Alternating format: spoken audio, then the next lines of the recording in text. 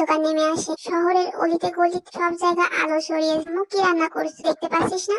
তোমার হাতে স্পেশাল সিঙ্গারা বানিয়ে আমি আর ইয়োনো খাবো। আচ্ছা যা, আমি বানিয়ে দিচ্ছি। ঠিক আছে তাড়াতাড়ি নিয়ে আসছি। জাঙ্কুক ড্রেস চেঞ্জ করে কফির উদ্দেশ্যে নিচে আসে। সোফায় বসতেই আয়ু বেগম সিঙ্গারা সব সামনে দেয়। এগুলো খেয়ে তারপর কফি দিচ্ছে। তেলে জিনিস খাওয়ার ইচ্ছে নাই তাই ফুটে কিছু বললো। হাত বাড়িয়ে নিতে যাবে তখনই আগে হাত বাড়িয়ে সিঙ্গারা তুলে নেয়। আবার নিতে গেলে লিসা তুলে নেয়। বিরক্ত হয়ে ওদের দিকে আমরা আগে থেকেই বসে আছি খাবো বলে, আর আপনি পরে এসে আগে খাবেন। ঘুরে নিচে তাকাতে দেখতে পাই সিঙ্গারার ট্রে উধাও। অবাক হয়ে লিসা আর ট্রের দিকে তাকায়। ওরা মুখ টিপে হাসছে। সামনে তাকাতেই তেলে হাত একটা করে তুলছে আর মুখে পুড়ছে। খুব বোকার মতো এক দৃষ্টিতে তাকিয়ে। এটা কোনো বাড়ি না চিড়িয়াখানা, মানে পাগল ছাগল পশুর অভাব।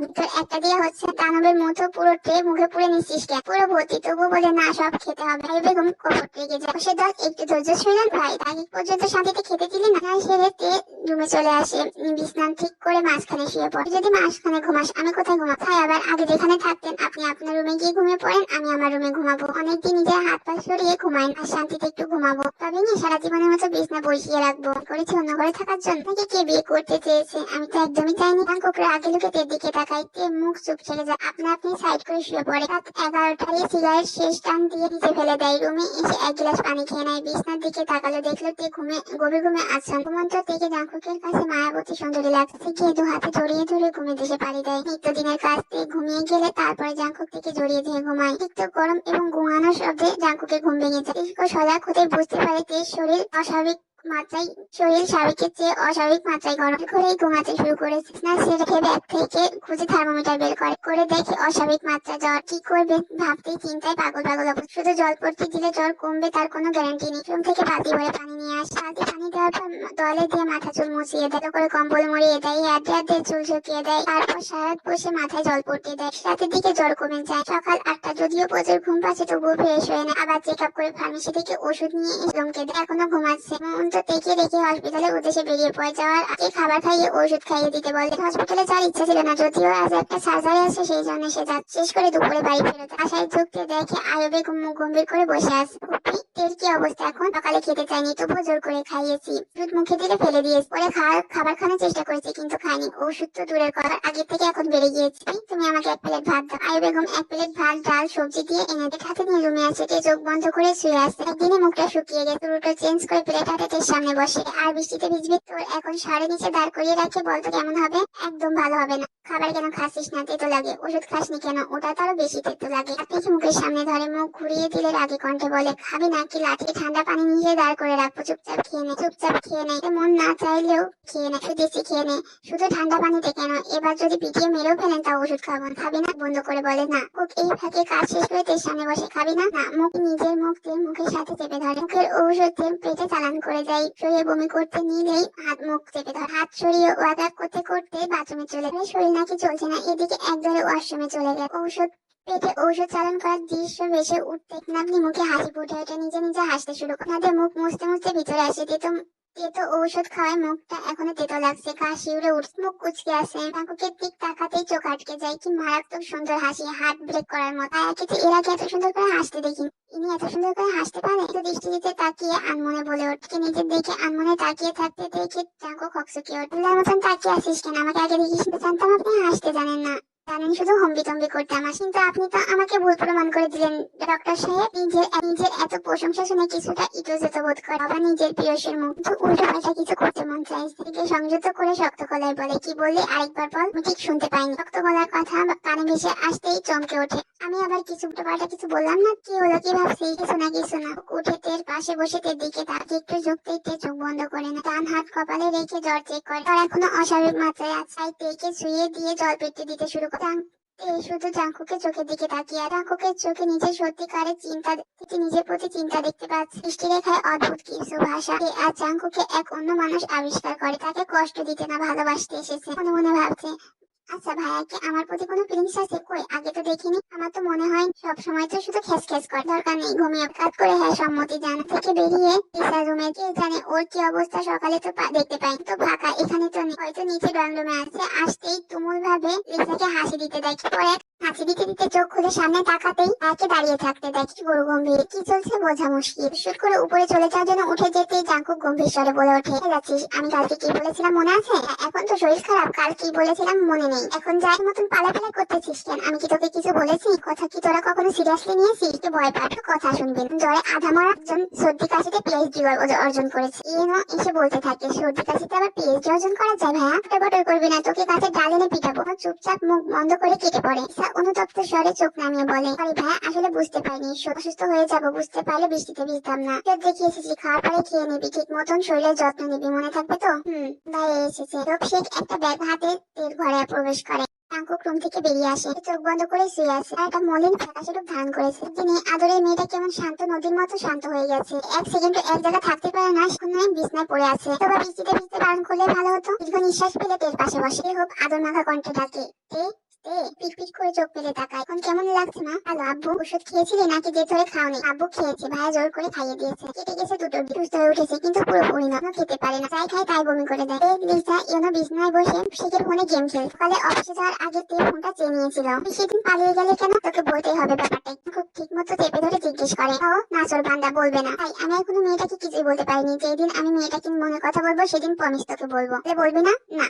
খুব মনে মনে ভাবে, দিকে মিনাকে নিয়ে এক টেনশনে আছে, আরেকদিকে এটাই নাটক। কি যে করি। ও হ্যাঁ সুগা, আমি একটা কথা বলতেই ভুলে গিয়েছিলাম। কি কথা বলবে? 7 দিন পর জেমিনার বিয়ে। আমার বলেছিল ওর তরফ থেকে তোকে দাওয়াত দিতে, তবে বলতে ভুলে গিয়েছিলাম। তুই তোকে সহ্য করতে পারিস না, তাই আর বলতে চাইনি। সুগার মুখের এক্সপ্রেশন লক্ষ্য করলো। সুগা বিষণ্ণ গলায় বললো, ও কবে বিয়ে ঠিক হলো? একদিন আগে। তুই যাবি না? চেহারা কালো মেঘে চেয়ে গেছে। বিষণ্ণ গলায় বললো, চেষ্টা করবো। আচ্ছা ভাই, আগামীকাল দেখা হবে। তো ভাই এগিয়ে গিয়ে বাইক স্টার্টে চলে যায়। চিন্তা করিস না ভাই, আমি যা ভেবেছি তাই সত্যি। খুব হসপিটাল থেকে 2 দিনের ছুটি নিয়েছে। ছুটি শেষ হবে কাল 3টা বাজে। আশায় প্রবেশ করতে আয়ু বেগম তাকে জিজ্ঞাসা করবি না? এর থেকে খেয়ে এসেছি, এখন আর খেতে পারবো না। এই চিল্লানি শুনতে পাই। সাথে আর ইয়োনো ফোন নিয়ে টানাটানি করছে। করছিস তোরা? ওকে আওয়াজ শুনে তিনজনই চট করে নিজেদের হাত সরিয়ে নেয়। স্বরূপ মোবাইল যে পড়ে নিচে, একজনের চোখ যায় নিচে পড়ে থাকা ফোনের দিকে। কি করে ফেললো? জাঙ্কুক নরম গলায় বলে, স্যার ইয়োনো তোরা যা তো। দুইজনেই সুর করে বেরিয়ে যায়। আস্তে করে বলে, আমিও যাই।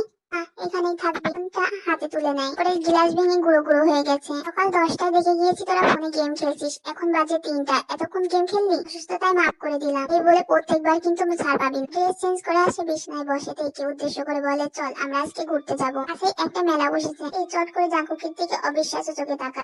জাঙ্কুক তালুকদার কি বলছে বিশ্বাসের যোগ্যই না। থাকতে থাকতে বোরিং হয়ে গেছে। ঘুরতে যাওয়ার কথা শুনে কিন্তু লোভ জাগে। মনে হয় আমি কি তোর সাথে মজা করছিলাম, তোর ভালো লাগবে তাই নিয়ে যেতে চেয়েছিলাম। সত্যি সুস্থ চেহারায় শুটকি মাছের মতন লাগছে। গিয়ে যদি একটু মোটা হোস তাই আর কষ্ট করে একটু তাড়াতাড়ি রেডি হয়। জাঙ্কুক ঘর থেকে বেরিয়ে যায়। লিসা ইয়োনারা সবাই মিলে মেলায় গেছে। চলে আসে। ইয়োনার হাত ধরে ঘুরছে। জাঙ্কুক তের হাত বারবার সে হাতের দিকে তাকাচ্ছে।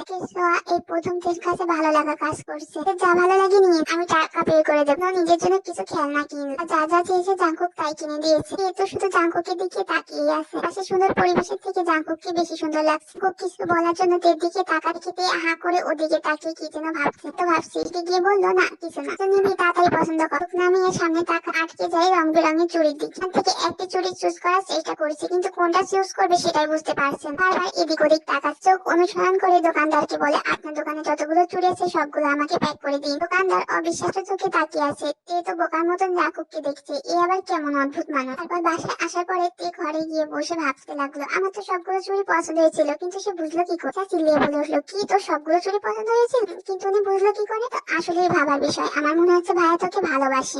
এই বিষয় নিয়ে কনফিউজ। 2 দিন ধরে জাঙ্কুকের নতুন রকম রূপ দেখছে। হয়তো সত্যি সত্যি পছন্দ করে, আবার হয়তো না। ড্রয়িং রুমের সোফায় বসে কফি খাচ্ছে, এর কথা চিন্তা করছে। এর মাঝে বেশ পরিবর্তন দেখা দিয়েছে। মাকে ওকে দেখে হাসলে, যখন দেখলেই ফেস কালো করে রাখতো, এখন ওকে দেখলে মুখে ঝিলিক ফুটে উঠছে। কি আমার উপরে একটু দুর্বল হচ্ছে? নিজের প্রতি ওর একটা অনুভূতি দেখতে পাই চোখে। স্পষ্ট ভেসে ওঠে মুগ্ধতার শব্দ। এই দিনগুলোরই অপেক্ষায় ছিল। পাখি তুই আমাকে এখন ভালোবাসতে শুরু করেছিস, তাই আমার স্থান হচ্ছে। খুশিতে নিজের মনে আওড়াল। পরের দিন লিসা জাঙ্কুককে তালুকদার বাড়ি ফিরে আসে। কাল থেকে জাঙ্কুক আর ফোন দিচ্ছে, কিন্তু প্রতিবারই সুইচ অফ বলছে। বিকালে যাওয়ার পথে গাড়ি ঘুরিয়ে সুগার বাড়ি চলে আসে। কলিং বিল বাজাতে দরজা খুলে সুগা কি বাসায়? ভিতরে আসার কথাই ভাবছিলাম করবো, কিন্তু আমার কাছে তোমার নাম্বার কি হয়েছে আন্টি? প্রায় 3টের দিকে সুগা বাড়ি এসে ঘরে ঢুকেছে, এখনো দরজা খুলিনি। আঙ্কেল কত করে ডাকলো তাও দরজা খুলিনি। তুমি কি জানো আঙ্কেল অনেক টেনশন করছে। আঙ্কেলকে বলুন চিন্তা না করতে, আমি দেখছি বলে আদি রুমের দিকে বলেই সুগা রুমের দিকে চলে আসে। টাকাটাকি করে দরজা খুলে দেয়। হয়েছে তোর? বেশ কয়েকবার বলার পরেও উত্তর দেয় না। আরাম করে বসে সুগাকে উদ্দেশ্য করে বলে, তুই যে জিমিনকে ভালোবাসা যদি আগে বলতি তাহলে এখনো মেয়েদের মতন দরজা লাগিয়ে কাঁদতে হতো না। চমকে জাঙ্কুকে দিকে তালা একেবারে কেঁদে কেঁদে মেয়েদের মতন চোখ খুলে ফেলিস। এগিয়ে এসে জাঙ্কুকের পাশে বসে কিছুক্ষণ সময় নিরাপত্তার পরে জাঙ্কুক বলল, সরি। বুঝতে না পেরে চোখ তুলে তাকা। শুধু দেখতে চেয়েছিলাম যে তুমি বিয়ের কথা শুনে তোর কেমন বিহেভিয়ার হয়। সত্যি বলছিস? তার প্রশ্নের বিপরীতে জাঙ্কুক হাসে। তোকে বিয়ে করতে চাই খুব শিগগিরই। জিমিন আগে থেকে রাজি হলে তো বিয়ে অবশ্যই হবে ভাই। দিন পর সুগার বিয়ের অনুষ্ঠান শুরু হয়, কিন্তু খুশিতেই শেষ। আর জিমিন জাঙ্কুককে নিয়ে টানাটানি শুরু করেছে। বলে জাঙ্কুক আমার পক্ষ থেকে বিয়েতে উপস্থিত হবে, একজন বলেও আমার পক্ষে থাকবে। অবশেষে ঠিকবার গায়ে হলুদ আর রিসেপশন পার্টিতে থাকবে। বিয়ের দিনের পক্ষে জিমিনের বাড়ি থাকবে। 10টায় কাজ শেষ করে জাঙ্কুক বাড়ির পথে রওনা হয়। আজ একটু কাজের চাপ বেশি ছিল। লাইটের ঝাপসা আলোয় ড্রেসিং টেবিলের সামনে বসে সাজছে গিয়ে হঠাৎ একটু সাজার কথা মনে হয়। এমনি এমনি নাকে উদ্দেশ্য করে চোখে কাজল, কপালে টিপ, ঠোঁটে গাঢ় লিপস্টিক গুলো উন্মুক্ত করে সামনে রাখে। এক ডজন চুড়ির ভিতর থেকে সাদা এক ডজন চুড়ি সুন্দর লাগছে। আয়নায় নিজেকে দেখে নিজেই মুগ্ধ হচ্ছে। তারা থ্রি পিসে অনেক সুন্দর লাগছে। জাঙ্কুক দরজা ঠেলে ক্লান্ত পায়ে এগিয়ে আসে। আয়নায় প্রতিবিম্ব ভেসে উঠতে পিছনে ফিরে তাকায়। চোখের পা থমকে দাঁড়ায়। এদিকে এক পলক তাকিয়ে শুকনো ঢোক গেলে ওই প্রেমের চোখ জোড়া জাঙ্কুককে ধ্বংস করে দিবে। রং ভাসলেও এখন একটু ভয় পেয়ে যায়। খুব কেমন নিঃশব্দ চোখে এগিয়ে যাচ্ছে। হচ্ছে নিচের মাঝে কোনো হুঁশ নাই। তেগোতে একবার তের পাশে এসে দাঁড়ায়। মাঝে আর এক হাত দূরত্ব নেই। মুহূর্তে এখান থেকে পালাতে ইচ্ছা করছে। কে সেজেছিল টুপিসে শাস্তি গিয়েছিল হবে ভেবেই হাত পা ঠকঠক করে কাঁপছে। দেহ থেকে আত্মা ফাঁসা ছাড়া হতে চাইছে। এক ঝটকা থেকে কাছে নিয়ে কোমর চেপে ধরে। চোখ বন্ধ করে ঘন ঘন নিঃশ্বাস ফেলতে শুরু করে। কম্পিত স্বরে বলে, ভাইয়া আমি ওয়াশরুমে যাবো। কেন? মুখে মেকআপ তুলতে। যেতে হবে না। তাকে পাগল বানিয়ে এখন পালাতে চাইছিস? এবার বিচলিত হয়ে যায়। কি বলবে? একটু শক্ত করে চেপে ধরে নিজের মুখকে কানের কাছে নিয়ে যায়। তো বলার আগে যায় ঠকঠক আওয়াজ এবং কারোর ডাকে জাঙ্কুকের মেজাজ বিগড়েছে। বেগম বিচলিত কণ্ঠে বলে, জাঙ্কুক একটু তাড়াতাড়ি বের হতো। তার রোমাঞ্চে ঠাড়া পড়ো। দিন পর বউটা নিজের ইচ্ছায় কাছে এসেছে যে কিন্তু এরা আমার বাসর হতে দেবে না। বিরক্তিকর কণ্ঠে বলে উঠলো, জাঙ্কুক তোর দাদি অসুস্থ, একটু তাড়াতাড়ি তোর দাদির ঘরে আইতো। বলে জিন বেগম চলে যায়। খুব স্বাভাবিক ভাবে টেকে উদ্দেশ্য করে বলে, ওয়াশরুম থেকে মুখের শ্বাস রিমুভ করে নিচে চলে আই। দরজা খুলে দ্রুত দাদির ঘরে চলে যায়। জিন বেগম বিস্তারিত হয়ে বিছনায় বসে আছে। তাদের কন্ডিশন চেক করে রুমে এসে ব্যাগ থেকে কিছু নিয়ে আবার প্রেজেন্টেশন পুশ করে তালুকদারকে উদ্দেশ্য করে বল, দিমণিকে দ্রুত হসপিটালে নিতে হবে। ব্যাস এই কথাটাই আরাম তালুকদারের হৃদয় কাঁপিয়ে দেয় অজানা আশঙ্কায়। জাঙ্কুক নিজের দাদিকে তুলে বাইরে নিয়ে আসে। গাড়িতে উঠিয়ে হাসপাতালের উদ্দেশ্যে চলে যায়। পেছন পেছন আরিম তালুকদার এবং জিন বেগম অন্য গাড়ি নিয়ে আসে। এদিন সকাল 10টায় হসপিটাল থেকে রিলিজ করে দেওয়া হয়। মতো হসপিটালে ভর্তি করায় কোনো সমস্যা হয়নি, সুস্থ। রাত্রে শেখ বাড়ির সকলে চলে এসেছে। জাঙ্কুক দাদিমণিকে রুমে চলে আসে। পানিয়াও হসপিটালের উদ্দেশ্যে বেরিয়ে যেতে শুরু করে। বের হওয়ার জন্য যেতেই তেগো রুমে আছে। তার উপর একটা ব্যাগ রাখা আছে, ওটা তোর জন্য। আজ রাত তুই রেডি হয়ে থাকবে, হলুদের অনুষ্ঠানে যাবো, মনে থাকবে। মাথা উপর নিচ করে হ্যাঁ সম্মতি দেন। খুব চলে যেতে বিছনার উপর থেকে ব্যাগটা হাতে নেয়। ভেতরে একটা বক্স আছে মনে হচ্ছে। করতে অবাক হঠাৎ স্মার্টফোন সাথে একটি চিরকুট হাতে নিয়ে পড়তে শুরু করে। যদিও সবকিছু সেট করে দিয়েছে, ছোট ফোনের পিছনে সময় নষ্ট করবি। কোনো সাবজেক্ট বা চ্যাপ্টার বুঝতে সমস্যা হলে সার্চ দিয়ে দেখে নিবি। একটা গেমও যেন ডাউনলোড করতে না দেখি। একটা গেম যদি ডাউনলোড করতে দেখি তাহলে ফোন নিয়ে নেবো। দ্বিতীয়বার আর পাবি। আমার নাম্বার সেভ করা আছে, তোকে কল দিলে যেন পাই। ফোনটা দেখে প্রথমে খুশি হয়েছিল, তো সাদা বজ্জাত বেটা খুশিতে পাশ দিল। ধর এই ফোন চালানোর থেকে না চালানোই বেস্ট। হসপিটাল থেকে বিকেল 4টে থেকে কলে দ্রুত রেডি হতে বল। শেষ করে বাড়ির উদ্দেশ্যে দ্রুত বেরিয়ে পড়ে। দেখে ওদের দিকে তাকায়। জাঙ্কুককে এইভাবে নিজের দিক তাকিয়ে থাকতে দেখে একটু নড়ে চড়ে দাঁড়ায়। একটু অস্বস্তি নিয়ে বলে, আমাদের দিকে এভাবে তাকিয়ে কি দেখছেন? এসব কি? হলুদ শাড়ি, খোলা চুল, মুখে আটা ময়দা, সব পরে যাবি? কেন ভাইয়া? হলুদের অনুষ্ঠানে তো সবাই এমন করেই তৈরি হয়। না বলতে চেয়েও ধীর গতিতে বলে ফেললো, ভাই জাহান্নামে যাক, তাতে তোদের সব খুলে বোরকা পরে নিবি। Just 5 minute. তোদের অনুষ্ঠানে কেউ বোরকা পরে যায়? উল্টে দুজনে করুণ কণ্ঠে বল, হলো কথা শুনবি না? তিনি চুপচাপ ঠায় দাঁড়িয়ে আছে, কোনো কথা বলছে না। অবশেষে জাঙ্কুক দুজনের মন রাখতে বললো, ঠিক আছে, তবে মুখের সাজে মুখ করে একটা হেজাব পরে চেঞ্জ করার দরকার নেই। দুজনই খুশি হয়ে যাক। শাড়িটা অন্তত পরে যেতে পারবে। কাপ তুলে হালকা ক্রিম লাগিয়ে হেজাব পরে নেয়। ওটা ভেবেছিল তার থেকেও বেশি সুন্দর লাগছে। খুব দুজনের দিকে পর্যবেক্ষণ করে বললো, এবার ঠিক আছে, যা তোরা বাইরে, আমি আছি। এলিসা বেরিয়ে যেতে একটা হলুদ কালারের পাঞ্জাবি পরে রেডি হয় না। তেল দিয়ে চুল সেট করা, ঘড়িতে একটা পারফিউম স্প্রে করে, খাতে সানগ্লাস, খাতে কারের চাবি নিয়ে বেরিয়ে আসে। আর লিসা জাঙ্কুকের দিকে তাকাতেই চোখ আটকে। পাঞ্জাবিতে কত হ্যান্ডসাম লাগছে, কোনো মেয়েরই নজর লেগে যাবে। তার দিকে তাকিয়ে মুস্কি হেসে কেসে জিজ্ঞেস করল, তাকে দেখতে কত হ্যান্ডসাম লাগছে। তাই শুধু তাই না, অসম্ভব রকমের সুন্দর লাগছে। জাঙ্কুক জাঙ্কুকের দিক তাকে আনমনে বলে উঠল, কি ব্যাপার ভাবি যান, আমার ভাইয়ের প্রেমে টেমে পড়ে গেলে না? কে জ্বালানোর জন্য মজা করে বলে ওঠে। হুশ আসতেই দ্রুত বলে, না না তেমন কিছু নেই। তা তো বুঝতেই পারছি, কি বুঝতে পারছি, বুঝে গেছে। আসতে দুজন চুপ হয়ে যায়। কিছু সময়ের মধ্যেই বাড়ি এসে সুগার বাড়ি পৌঁছায়। সুগা আগে থেকে গেটের কাছে দাঁড়িয়ে আছে। জাঙ্কুককে দেখে দৌড়ে সেখানে, আরে ভাই আসতে এত দেরি হলো কেন? কতক্ষণ ধরে অপেক্ষা করছি। তা বলতে বলতে একসঙ্গে ভিতরে প্রবেশ বাড়ি সুন্দর করে ডেকোরেশন করা হয়েছে। চারদিকে কৃত্রিম ফুল আর বিভিন্ন রঙের লাইটিং এর জন্য চমৎকার লাগছে। হলুদ লাগানো শেষ হতে পারে, খাবার খেতে ব্যস্ত, ডান্স করছে, হাতে মেহেদি লাগাচ্ছে, কিন্তু আবার কিছু মানুষ আলোচনা করছে। ওদিকে কেউ কেউ গোল হয়ে বসে আড্ডা দিচ্ছে।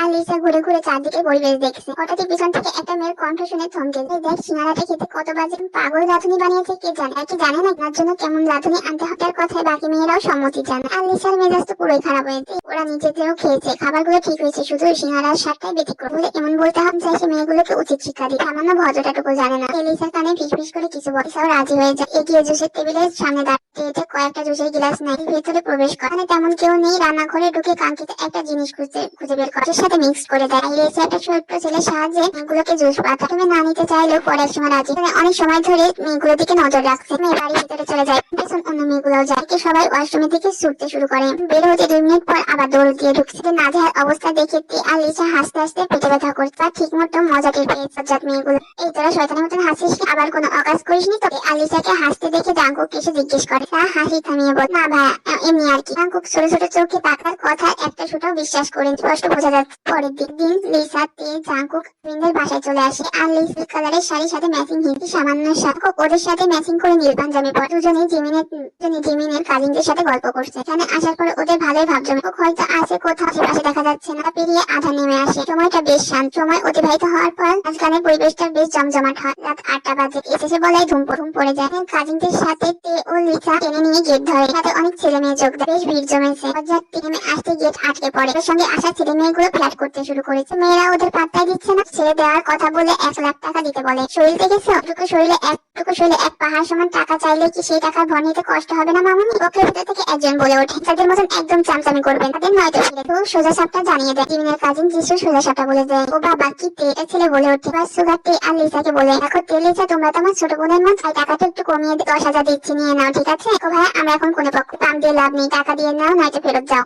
একদম টাকা দিয়ে আপনি ললিপপ খেতে খেতে ফিরে যান, বিয়ে করতে হবে। অনেক পক্ষে তেলের কাছে হেরে যে শেষমেশ 1 লাখ টাকা বুঝিয়ে দিতে হয়। কিছুক্ষণ পর কাজে বিয়ে পড়ানো শুরু করে দেয়। আর লিসামিনের দিকে তাকিয়ে কিছু একটা মেলানোর চেষ্টা করছে। জিমিন আপু চোখে মুখে দেখ কতটা খুশি। চলো হচ্ছে সুগা ভাইয়াকে ভালোবেসে বিয়ে করছে। আমিও তো তাই দেখতে ভেবেছিলাম হয় পরিবারের লোক পারিবারিক ভাবে বিয়ে ঠিক করেছে এবং আপু রাজি হয়েছে, কিন্তু এখন তো তা মনে হচ্ছে। আর ভাইয়াও কোনো রিয়াকশন নেই। আমিও তো তাই ভাবছিলাম কেমন গোলমালে লাগছে ব্যাপারটা। এখানে তো কোনো চক্কর নেই তো? ভাইয়া আর আপু বলতো তো ওরা কেন আমাদের বলবে? তাও ঠিক। এর বিদায় পর্ব শেষ হতে রাত 11টায় বাসায় ফিরে আসে। বাসায় ফিরে কাপড় চেঞ্জ করতে এই বিষয়টা মেলাতে পারছে। খুব রুমে প্রবেশ করে দরজা খুলে দেখে এই কিছু নিয়ে গভীরভাবে চিন্তিত। কি হয়েছে? কিছু না বলে জাঙ্কুকের দিকে শান্ত দৃষ্টিতে তাকায়। আচরণ জাঙ্কুক হয়তো বুঝতে পারছে, তাই ওকে দিকে না তাকিয়ে নিজের কাজে ব্যস্ত হয়। হঠাৎই বলে ওঠে, আপনার খারাপ লাগছে না? আমার খারাপ লাগবে কেন? জিমিন আপুর বিয়ে হলো, আর তার বিয়ে হয়েছে, আমি কেন মন খারাপ করবো? আশ্চর্য, আপনি তো আপুকে ভালোবাসতেন তাই না? জাঙ্কুক ওয়াশরুমে যেতে যায়, দিকে ঘুরে তাকিয়ে বলে, এই ছোট্ট ব্রেনে এত প্রশ্ন আসে কোথা থেকে? কিছু জানার দরকার নেই, তো স্বাস্থ্যের জন্য ভালো হবে না। দিন সুগার রিসেপশন পার্টিতে যায়। আর লিসা সকাল থেকে এখানে। পরে অনুষ্ঠান শুরু হয়। প্রায় সন্ধ্যা হয়ে এসেছে। লিসা জাঙ্কুক একসাথে হালকা খাবার খেয়ে নেয়। একটা টিস্যু নিয়ে পেছন থেকে ঘুরতে এক মেয়ের সাথে ধাক্কা খায়। তার পোশাকে অভিজাত ছোঁয়া, সে বয়সে বেশ modern. Hi I am jenny, what's your name? এই মেয়েটার দিকে তাকিয়ে রয়। এর কাছে মেয়েটার হাবভাব ভালো লাগছে না। ওদের কাছে বেশ বিরক্ত লাগছে, তবুও ভদ্রতা রাখার জন্য জবাব দেয়, আমি Jungkook Talukdar. Miss name by the way, আমি আপনাকে অনেকক্ষণ যাবত ফলো করছি, অনেক সুন্দর, আমার আপনাকে অনেক পছন্দ হয়েছে। মেয়েটির কাঁধে গরম ধোয়া বের হচ্ছে। চোখ লাল করে তাকা। মেয়েটাকে কিছু বলতে যাবে তার আগে দেখে তাকে বুঝতে পারে জেলাস হচ্ছে। ক্রিয়েট না করে ওইভাবে বলবেন, আমাকে ভালো লাগলে আমি কি করতে সাইটে আসবেন প্লিজ, তাহলে বুঝিয়ে বলতে পারবো। মনে মনে ফুসফুস করে বলে, মেয়ে কি বলে, কি বড় নির্লজ্জ। লজ্জা বলতে কিচ্ছু নেই। লিসা দুই দিকে তাকিয়ে দেখছে আর ফ্রিতে সিনেমা দেখার সিন দেখতে পাচ্ছে। ওর বেশ মজাই লাগছে। বাট আমি কোনো সাইটে যেতে পারবো? ওকে সমস্যা নেই, একটু সাইটে যাবে, ওনার সাথে একটু কথা বলতে। আর লিসাকে উদ্দেশ্য করে বলে, এবার তো রাগেতে ফেল কাঁপছে, পারলে তো কষে একটা থাপ্পড় দিয়ে শান্তি লাগতো। সাইটে যাবেন আপনি বলে না হলে আমরা যাচ্ছি। ওকে আমি বলছি। চলে, আমি আপনাকে প্রথম থেকে ভালোবেসে ফেলেছি। I really love you. আমি আপনার উত্তর শুনতে চাই। সরি, আমি বিবাহিত। আপনি এখন আসতে পারেন। আপনি মিথ্যে বলছেন তাই না? আপনার ওয়াইফকে তো দেখতে পাচ্ছেন। দুজন মেয়েটাকে দেখতে পেয়ে বলছেন আমার ওয়াইফ কোথায়? দিকে ইশারা। আপনি ভালোই পান করতে পারেন। আমি স্পষ্ট শুনেছি মেয়েটি আপনাকে কয়বার ভাই বলে ডেকেছে। উনি আপনার ওয়াইফ হয় কিভাবে? একদম ঠিক বলেছেন, উনি পিওর সিঙ্গেল। বলে রেগে মেগে অন্যদিকে চলে যায়। তখন লিসাও চলে যায়। দেখেন উনি নিজে মুখে বলে গেল, নাম্বারটা দিন প্লিজ। এতক্ষণ জাঙ্কুকের মেজাজ তখন ঠিক থাকলো, এবার মেজাজ মেজাজটা বেশ চওড়া ঠিক থাকলে এবার মেজাজটা খারাপ হয়ে যায়। এই পাগল মেয়ে, তুমি বুঝতে পারো না আমি বিবাহিত। এবার চুপসে যায়, ভুল করে মুখ খুলে না, খুব ধূপধাপ পাপিয়ে চলেছে। কাটা 7টা সুইসুই। আর লিসা ঘুরতে ঘুরতে রুমে চলে আসে। একা একা বসে আছে। ওদের দেখে হাসি মুখে ভেতরে আসতে বলে। মাথায় কালকের কথাই ঘুরপাক খাচ্ছে। ভেতরে গিয়ে জিমিনকে প্রশ্ন করে, আপু তুমি এই বিয়েতে খুশি? খুশি হবো না কেন, অবশ্যই খুশি। অদ্ভুত চোখে তাকা। আপনি তো জাঙ্কুক ভাইকে ভালোবাসতেন।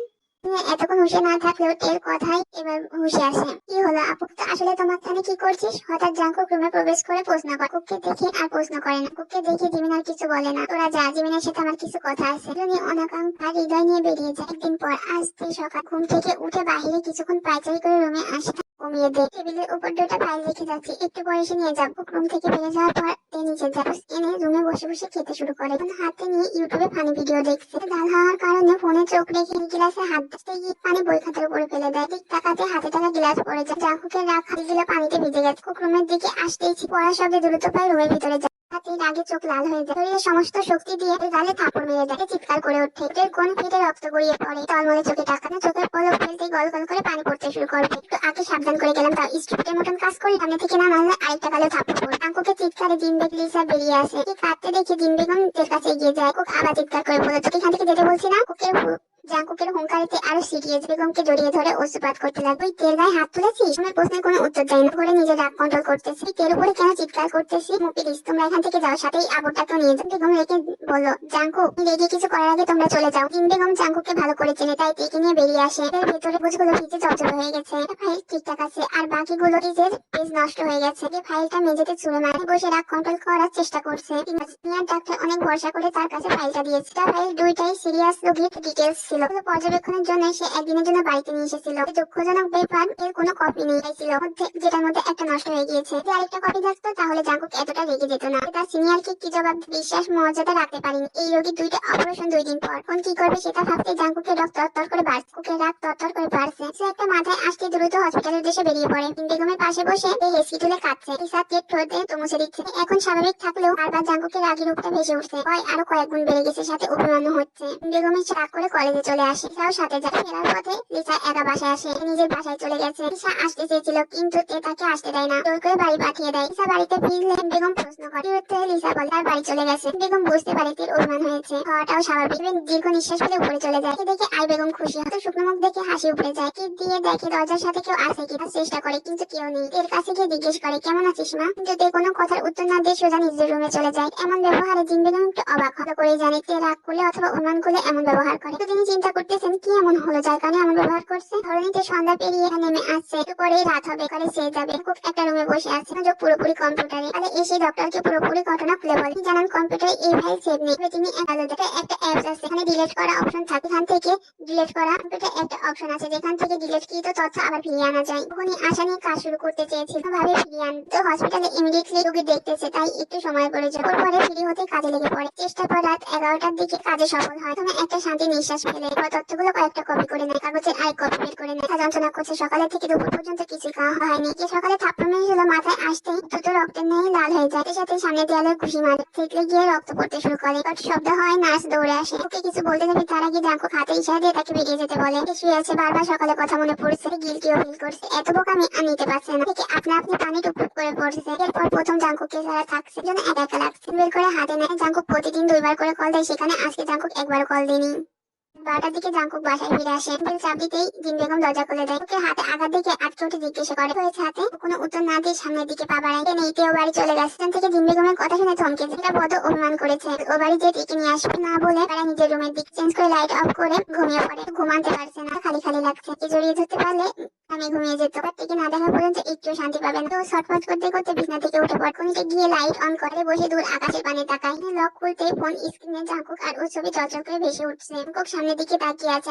জাঙ্কুকের দিকে মুক্ত চোখে তাকিয়ে আছে। এটা দেখতে ঠোঁটের কোণে হাসি ফুটে উঠলো। নিজেকে ব্যর্থ প্রেমিকা মনে হচ্ছে। মানুষকে মনের কথা বলার আগে বিচ্ছিন্ন হতে হলো। জাঙ্কুককে বড্ড ভালোবেসে ফেলেছে। যাই হোক, তাকে ছাড়া থাকা সম্ভব না। একটা মোটা গাছের নিচে দাঁড়িয়ে খেয়ে যাচ্ছে। পলক দেখার শেষে এখানে চলে আসে। এর মধ্যে যে শ্বশুর বাড়ি এসে চোরের মতো ঢুকতে হচ্ছে। যে বউকে লুকিয়ে দেখছে। কি কবা, জাঙ্কুক তালুকদার নিজের রাগ কন্ট্রোল করতে শিখ, না হলে ভবিষ্যতে পস্তাতে হবে। খুব মনে মনে বলছে। ততক্ষণ বেলকনিতে ছিল, ততক্ষণ জাঙ্কুক দিকে তাকিয়েছিল। ভিতরে চলে যেতে খুব দেয়াল টপকে বাসায় চলে আসে। আসে। পরের দিন কলেজে কেউ আসেনি, কলেজে লিসা রোজ কেউ আসেনি। তা বোরিং হয়ে সবগুলো ক্লাস শেষ করে মনে হাসছে আর জাঙ্কুকের কথা ভাবছে। ভেবেই নিয়েছে সে তালুকদার বাড়ি যাবে। এটা যেমনই হোক তাকে ছাড়া থাকা শ্বাস না নেওয়ার সময় ক্লাসে আসতেই দূরে দাঁড়িয়ে থাকা বোগামকে দেখতে পায়। একটা ঢক করে ওঠে। অকস্মাৎ দেখি নিঃশ্বাস আবরটা কোথা থেকে আসলামকে তার দিক তাকিয়ে থাকতে দেখে দ্রুত রিক্সায় উঠে পড়ে। বোগাম দুবার ডাক দেয় কিন্তু কে শুনেও না শোনা ভান ভান করে থাকে। এর সামনে গাড়ি এনে থামা থেকে বোগাম বের হয়ে হাত তারপর তেও রিক্সা থেকে নামে। আমার পিছনে পড়ে আসেন কেন? কতবার বলছি আমি বিবাহিত। তারপরও বারবার বিরক্ত করছে। ভয় ও রাগমিষ্ট কণ্ঠে বলে উঠতে, তোমাকে খুব ভালোবাসি, তুমি তো আমাকে খুব ভালোবাসতে। ভালো সাদাসিধে মানুষের মুখোশ পড়েছিলেন, আমি আপনাকে চিনতে ভুল করে ফেলেছিলাম। কি বলেন ভালোবাসতে? আপনি হাজারো মেয়ের সাথে মন দেওয়া নেওয়া করেন না সম্পর্কে সব জানি। আপনি একজন চরিত্রহীন এটাও জানি।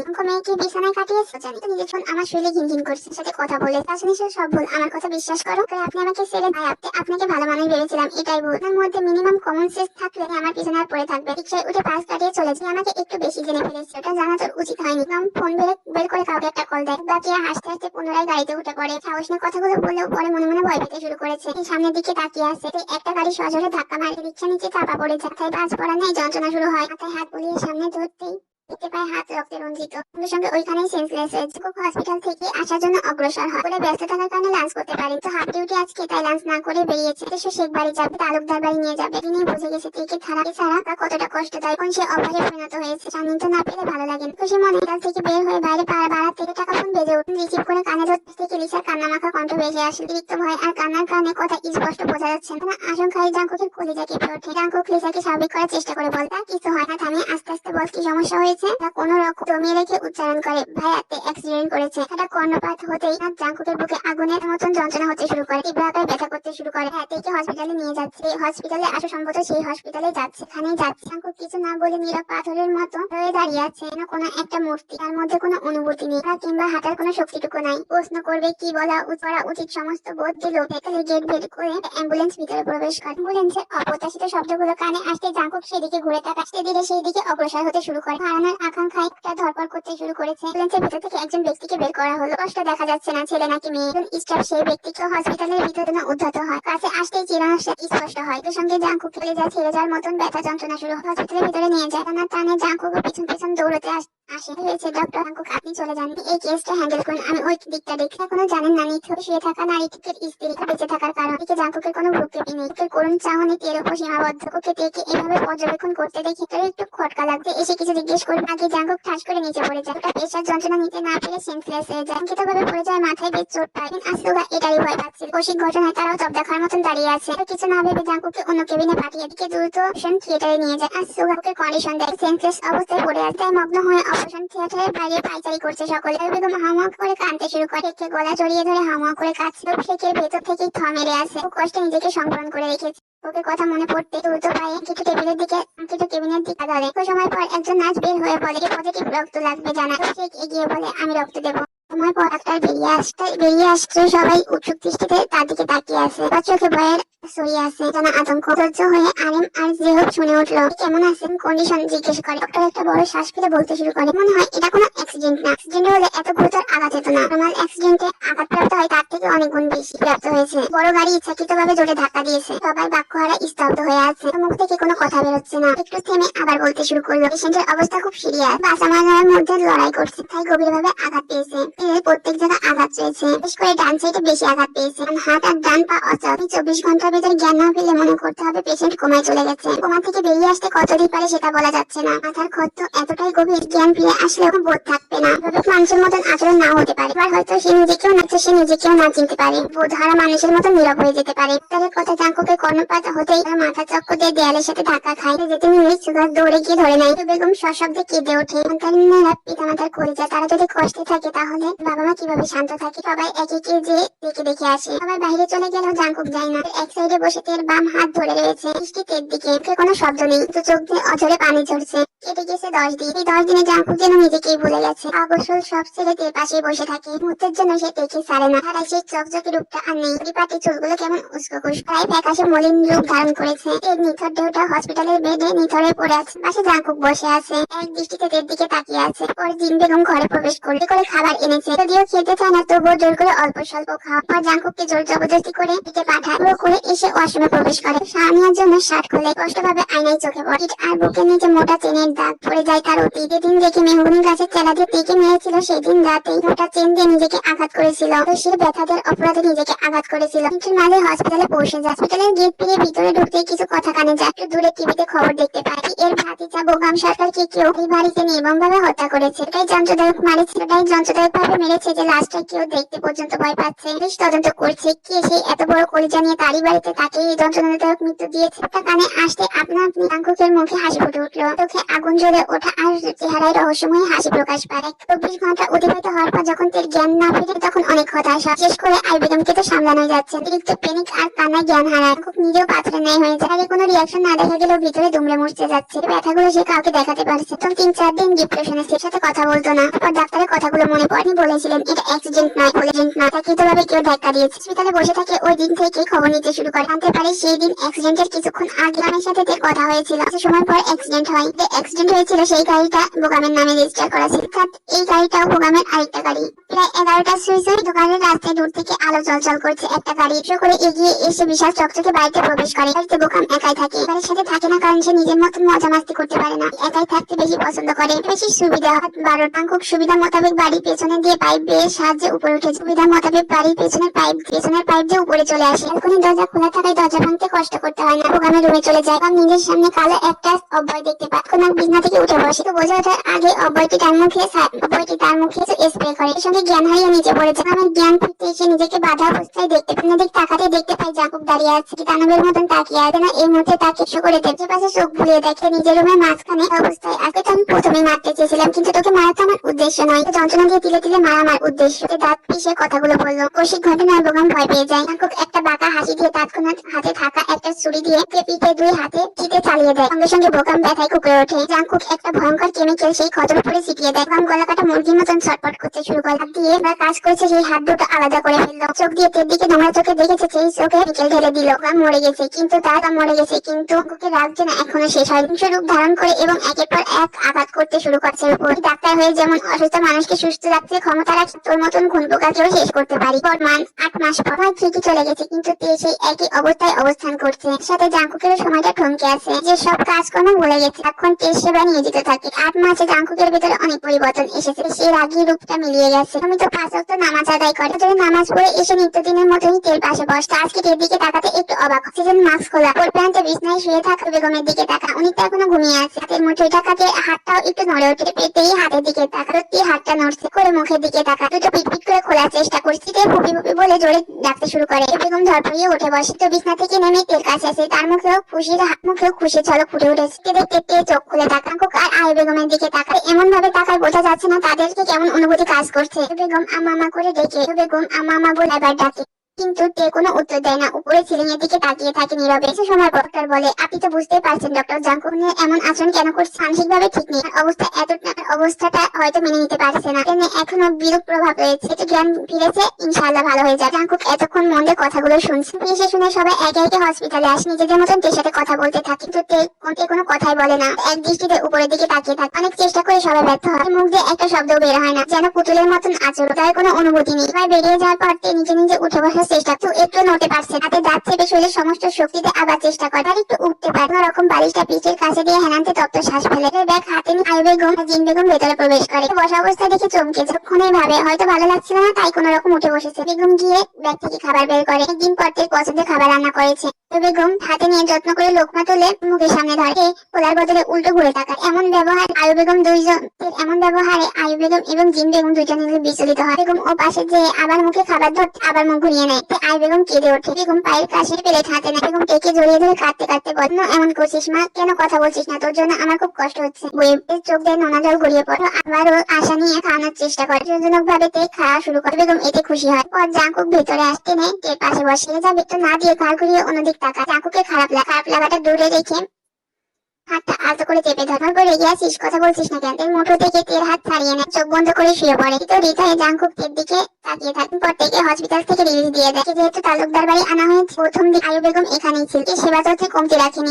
আগে হসপিটালে থাকাকালীন প্রতিটা মুহূর্তে তের কাছে থাক, ফোন আর বেশি থাকে নিয়ে আয়ু বেগম উপরে যাওয়ার সময় দেখে জাঙ্কুক মনমরা হয়ে বসে আছে। খাইনি শুনে জোর করে খাইয়ে দেয়। চক হাতে উপরে যেতে থেকে ঝনঝন করে কিছু ভাঙার শব্দ ভেসে আসে। ও আয়ু বেগম দ্রুত পায়ে রুমে চলে প্রবেশ করতেই চমকে ঝাড়ে প্লেট মেঝেতে পড়ে টুকরো টুকরো হয়ে আছে। অস্বাভাবিকের মতন আচরণ করে খুব না এগিয়ে দরজা থেকে তের দিকে তাকিয়ে থাকে। আয়ু বেগম যে জিজ্ঞেস করে প্লেট কিভাবে পড়ল। ছুরি টের চিৎকার করে বসে, আমি ফেলেছি, কোনো সমস্যা? আর আয়ু বেগম অবাকের চরম পর্যায়ে পৌঁছে যায়। এর এমন অদ্ভুত ব্যবহার দেখে চিৎকার বেগম দৌড়ে আসে। আমার প্লেট ফেলার কি দরকার ছিল? কোনো সমস্যা হয়েছে কি? এই বাড়ি থাকবো? আমাকে আমাকে এখান থেকে নিয়ে এখানে থাকতে চাই না। থাকলে আমি দম বন্ধ হয়ে মারা যাবো। আমাকে তাড়াতাড়ি নিয়ে যাও, না হলে আমি নিজেকেই শেষ করে দেবো। হুমকিতে সবাই থমকে যায়। আমাকে নিয়ে যাবে কিনা? ঠিক আছে নিয়ে যাবো। আজকে আমি যেতে চাই। আজকে মানে আজকে। ঠিক আছে আজই নিয়ে যাবো। শেখ বাড়িতে চলে গেছে প্রায় 1 সপ্তাহ। সবাই দেখতে গেলেও জাঙ্কুক কোন সময় দেখতে যায়। জাঙ্কুক উদাসীন হয়ে ঘরের অন্ধকারে বসে সিগারেট টানছে। এই কথা ভাবছে। অতীতের সাথে বর্তমানে কোনো মেলাতেই পারছে না। চোখে নিজের জন্য বিরক্ত দেখতে পাচ্ছে। কলিং বেলের শব্দ শুনে আয়ু বেগম দরজা খুলে দেয়। মেয়ে জাঙ্কুককে দাঁড়িয়ে থাকতে দেখে খুশি হয়। জাঙ্কুক কোনো কথা না বলে সোজা টের রুমে চলে যায়। জানলার পাশে হুইল চেয়ারে বসেছিল। প্রায় শব্দ শুনে পিছনে ফিরে তাকায়। জাঙ্কুককে দেখে এক্সপ্রেশন পাল্টে যায়। আপনি এখানে কেন এসেছেন? দেখতে খুব ইচ্ছা করছিল তাই এসেছি। আপনি আর এখানে আসবেন না। হ্যাঁ, আমি আপনাকে খুব দ্রুত শীঘ্রই ডিভোর্স দিতে চাচ্ছি। আচমকা এহেন কথায় জাঙ্কুক শক হয়ে যায়। কিছু সময় অতিবাহিত হওয়ার পর মুহূর্তেই একে জড়িয়ে ধরে গলায় বলল, তুই এমন কথা কেন বলছিস? তোকে কখনোই ডিভোর্স দেবো না। এমন কথা বলিস না, অনেক কষ্ট লাগে। এটা তুই কেঁদে ওঠে। জাঙ্কুক বুক রেখে দ্রুত সরে দাঁড়ায়। দেখুন না, আমার হাত কাজ করছে, আমার পা কাজ করছে, নিজেই খেতে পারি, পায়ে হাঁটতে পারি না, পঙ্গু হয়ে গেছি, আমি অচল হয়ে গেছি। আমি আপনার জীবন থেকে বোঝাতে চাই না। জাঙ্কুক আবার জড়িয়ে ধরল। পাগলি একটা, কে বলেছে তুই নিজের পায়ে কে বলেছে তুই নিজের হাতে খেতে পারবি, নিজের পায়ে হাঁটতে পারবি না? আমি তোকে সুস্থ করে তুলবো। এই কিছু বলে না, ওকে বুকে মাথা রেখে কেঁদে ওঠে। সকাল সকালতেই ঘুম থেকে উঠতেই জাঙ্কুক উঠে বসে। হুইল চেয়ারে বসে ওয়াশরুমে নিয়ে যায়। বেশ করে ভিতরে নিয়ে আসে। আর কিছুদিন বাসার সকলের সাথে কথা বলে কিনে জাপানে চলে আসে। জাপানের থেকে চিকিৎসা করাই 1 মাস পর। আর দিকে বসন্তের ফুলফুলে বাতাস বইছে। বৃষ্টি ফুলের সুবাসে মন যেন মাতিয়ে তোলা। আবহাওয়া 1 মাসেতে সুস্থ হয়ে উঠেছে। নিজে হাঁটাচলা করতে পারে। স্ত্রীকে সাহায্য নিতে হবে। কাঁদতে এখনো জাপানেই আছে। তবে আগামীকাল তাদের বাংলাদেশে ফ্লাইট। সকালের দিকে শেষবারের মতন চেক আপ করে রিলিজ করে দেয়। আগামীকাল তো চলেই যাবে। আর শেষবারের মতো ওটাকে ঘুরে দেখতেছে, দেখার জন্য বের হয়েছে। স্ত্রী আজ গাড়িতে রেখে জাকুকের হাত ধরে এই ধরনের বুকে খালি সৌন্দর্য উপভোগ করছে। দুজনে একে অপরের হাত ধরে অজানা গন্তব্যে হাঁটছে। হাঁটতে হাঁটতে সামনে একটা বেঞ্চে এসে বসে পড়ে। হঠাৎ করে একদিক মনে তাকিয়ে আসে। এই দৃষ্টি অনুসরণ করে জাঙ্কুক তাকায় জোড়া কাপড়, যাদের কোলে ছোট্ট একটা মেয়ে। এটা এতটাই সুন্দর যে একবার তাকালে মুগ্ধ হয়ে যায়। দৃষ্টি নড়ছেই না। জাঙ্কুক নিজের দিকে আকর্ষণের জন্য হালকা কেসে উঠল, কিন্তু তবুও দৃষ্টি পরিবর্তন হলো। তোর অমন পরীক্ষা কানের কাছে এমন কথা শুনে কে উঠলো। থেকে বলে তো কবে দিই, বসে এখনো কোনো সমস্যা নেই, চাইলে অর্ডার দেবো। মেয়ের দুষ্ট হাসি হেসে একটু লজ্জা পায়। তবে লজ্জাটা দমিয়ে রেখে পাল্টা জবাব, মগের মুলুক, এটা কি কোনো প্রোডাক্ট নাকি অর্ডার দেবেন? প্রোডাক্ট নয় তো কি, আমার ভবিষ্যৎ ছেলে মেয়ে, চাইলে আজ থেকে কাজ শুরু করে দেব। কি বলিস, আইডিয়াটা ভালো না? ভালো না স্যার, আপনি এতটা লুচু হয়ে গেছে কাছে হারিয়ে লাভ লজ্জা পেতে নেই। ছেলে লজ্জা পুষে রাখে, ওই হদক ছাড়া কোনোদিন বাপ হতে পারবেন। এই জন্য আপনি লজ্জা শরমকে বিদায় দিয়ে নির্লজ্জ পুরুষে পরিণত হয়েছেন। ভালো বলে না বউ, জানি সম্মানহীন ব্যক্তি মনে হচ্ছে। আর এই দুনিয়ায় বউয়ের কাছে কোনো সম্মান নেই। কিন্তু সম্মান নেই, ছোটকাল থেকে আমাকে অনেক জ্বালিয়ে পুড়িয়ে মেরেছেন, কোনো জ্বালিয়ে ছাই করে দিচ্ছেন। তুই তো এখনো আস্তে আছিস, তো দেখতে পাচ্ছি তুই তো এখনো ছাই হসনি। চোখ মুখ শক্ত করে জাঙ্কুকের দিকে কপাট রাগ দেখে তাকা। জাঙ্কুককে রাগি রেখে যা মুখে দিক তাকিয়ে জাঙ্কুক ঠোঁট টিপে হাসি। পরিবারের সদস্যদের মুহূর্তে ঢেউনে আকাঙ্ক্ষা মিশে আছে। দুজনের চক্ষু ভরে দেখতো দিন কতকাল দেখে না তাদের। আর জাঙ্কুকের পছন্দের খাবার রান্না করে রিলেটিভ আত্মীয় স্বজন এসে সব মিলিয়ে আনন্দে হই হই ভাব। সেই সকাল 9টা থেকে কালো ভাব শেখ সুগা অপেক্ষা করছে। দেখতে 10টা আকাঙ্ক্ষিত নির্দিষ্ট গন্তব্যে পৌঁছে যায়। একজন চাতক পাখির মতো অচেনা মুখ দুটো দেখায় চেয়ে আছে। তার অবসান ঘটি আর জাঙ্কুক থেকে নামে ধীর পারে এগিয়ে এসে কে চাপতে ধরে। আবার সিনেমা আর আদর মাখা হাঁটতে ওঠে। একে একে তিনজনের সাথে কুশল বিনিময় করে বাড়ির উদ্দেশ্যে রওনা দেয়। রাস্তায় তেল সবার সাথে আনন্দ ভরা হৃদয় নিয়ে কথা বলতে এসেছে। আলোকদার বাড়ির সামনে এসে 2টা গাড়ি স্টপ হয়। তার সবাই গেটের বাইরে দাঁড়িয়ে আছে। গাড়ি থেকে নামতে আবেগে দ্রুত হয়ে জড়িয়ে ধরে। তুলে সারা মুখে চুমুক, চাইতেও চোখ থেকে পানি গড়ে পড়ছে। কোথা থেকে ইউনাস ছুটে এসে তীর পা চাপতে ধরে। আপু কেমন আছো তুমি? কতদিন ছিলেন? এতদিন একটু ভালো লাগছিল না। একটা মিষ্টি হাসি দেয়। একসঙ্গে বাড়ির ভিতরে প্রবেশ করে। রিসা সুগা জিমিরের সাথে টুকটাক কথা হয়। করে ছোট একটা ছেলে সন্তানকে মাশাআল্লাহ খুব মিষ্টি। তো সময় জানি করায় দুজনে ক্লান্ত উপরে চলে যায় ফ্রেশ হওয়ার জন্য। পর ফ্রেশে নিচে লাঞ্চ করে সবাই ডাইনিং টেবিলে বসে। আর জাঙ্কুক অনেকদিন পর বাড়ির খাবারগুলো কোরআন ভরে এনজয় করে। শেষ করে সবাই সোফায় বসে গল্পে মেতে ওঠে। তোমার ছেলে অনেক মিষ্টি আর শুনতে। জিমিনের ছেলেদিক তাকে মিষ্টি হেসে বলে। উপকিতে বিপরীতে মুচকি হাসে। আর সুগা ওকে বলে ভাই, জাঙ্কুককে বলে জাঙ্কুক, তোর তো বিয়ের পর তোর বিয়ে হলো, বাপ হলাম, আর তুই কি করলি? তার কথা সবাই সহমত জানে। আরে তুই আমার আগে এক বাচ্চার বাপ হয়েছিস, তো তোর আগে আমি 2 বাচ্চার বাপ হবো। রাজকীয় ভঙ্গিতে সেটা উচ্চারণ করে লজ্জাইতে লালনীন হতে শুরু করেছে। বাচ্চারই বাপ হতে পারলি না, 2 বাচ্চার বাপ হতে বিলাসিত হতে চাইছিস, আমি কি কোনোদিন বাপ হতে পারবো না? আটা দিকে রাত 8টা বেজে। জাঙ্কুক সোগা তিমিন অনেক আগে উঠে চলে গেছে। সবাই টেকে চেপে ধরে রেখে এখান থেকে যার সুযোগই দিচ্ছেন, সবাইকে বুঝিয়ে ক্লান্ত পায়ে চলে আসে। খুলতে বোকা বনে রুম ভাসক হয় না ফুলে সজ্জিত করে আয়নার দিক চোখ যায়, একটা চিরি খুঁটে দেখা। প্রিয়, প্রিয়, আমি তোমাকে খুব ভালোবাসি। ভালোবাসার গভীরতা ঠিক কতটা তা আমি জানি। আমি আমার জীবনের থেকেও বেশি ভালো। দিন তোমার ভালোবাসার অপেক্ষায় ছিল, সেখানে আমি সফলতা অর্জন করেছি। তার উপরে একটা শাড়ি রাখা আছে, পরে নি। শেষ হতে মন আনন্দে তেল মন নেচে উঠছে। তার ভালোবাসার মানুষটাকে এত ভালোবাসি। কথা সারা সাইবারের মতন বাসরে যাচ্ছে। বাসর ঘরে প্রবেশ করে আগে টাকা দিতে হবে। আরে আমি দ্বিতীয় বাসর ঘরে ঢুকছি, তো এটা আমার প্রথম বাসর হবে। হ্যাঁ, কোনো টাকাটুকু আমি কোনো ফকিরকে দিতে পারবো না। কি এটা প্রথম বার? জি। তো বলি তুই এখনো বাপলি না কেন? নাটক শেষ হলে আমি যাবো, সে কখন থেকে বসে আসছে। নাটক শেষ হলে আমি বাসর ঘরের জন্য একদম রেডি হয়ে এসেছি। বা শার্টের বোতাম অর্ধেক খোলা দেখছি। শালার নাতি, তুই যাবি? ঘরের আশা কি ফাটা ফাটা করছে। হাড় ইয়ে চিৎকার করে বলে ওর ওকে চিৎকার শুনে 1 সেকেন্ড ওখানে দাঁড়ায় না, বলে পালিয়ে যায়। খুব জোরে জোরে কয়েকটা শ্বাস নিয়ে ধীরে সুস্থে সামনে পা বাড়ায়। পা হাতে দরজা ঠেলে ভিতরে প্রবেশ করে। দরজা লক করে সামনে এগিয়ে চলে যায়। এগিয়ে যায়, উপস্থিতি দেখে পা থমকে যায়। রঙের সাথে অপূর্ব সুন্দর লাগছে। প্রকাশ করার ভাষাও হারিয়ে ফেলে। একটু করে তের দিকে এগিয়ে এসে দেখো চোখে অদ্ভুত নেশা আর টান থেকে একটু থমকে যায়। বোঝার আগেই সো অনুভব করেন থেকে আলতো করে জড়িয়ে ধরে। To a boy like you, she could get out if she ever knew.